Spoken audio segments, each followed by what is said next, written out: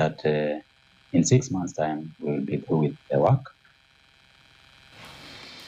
Wito umetolewa kwa kina mama walio kwenye sekta ya jua kali kujiunga kwenye vikundi ili kufaidi mikopo na pesa za serikali zinazonuia kuwainua kiuchumi kama njia mojawapo ya kupigana na unyanyasaji wa kijinsia pamoja na mimba za mapema.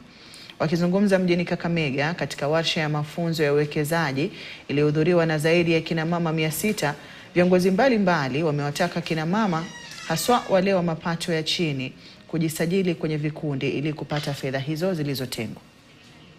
Kuna ile mambo ya soko ambazo serikali zinajenga, na tumeona tusipojitokeza ili tuweze kuelemesha kina mama jinsi ambao wanaweza scale up their businesses, jinsi ambapo wanaweza fanya agriculture, ili wakati ambapo hizo soko zinakuwa tayari, kina mama wako tayari pia kufanya nini?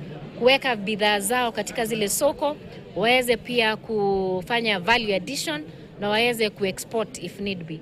The pension scheme that the government has established, which is K-Nest, is looking at the entire population. But when you look at that population of the self-employed, about 60% of them are women.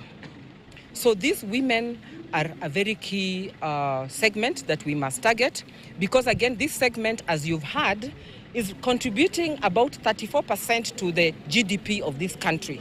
So it is a serious workforce. It is very crucial to the economy, but when they stop working, wakati miaka zinaanza kugongana, they are on their own. Kina mama, what we are encouraging them is to come together in groups, because in groups you can be able to mitigate risks and you get lower interest rates. So right now, yes, it's a very volatile environment. We are looking for partners also who can help us mitigate those risks. Risk rates are anything between 15 all the way to 20%. Kakamega County is the first.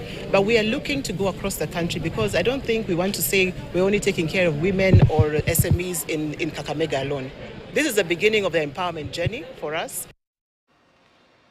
Na huenda baadhi ya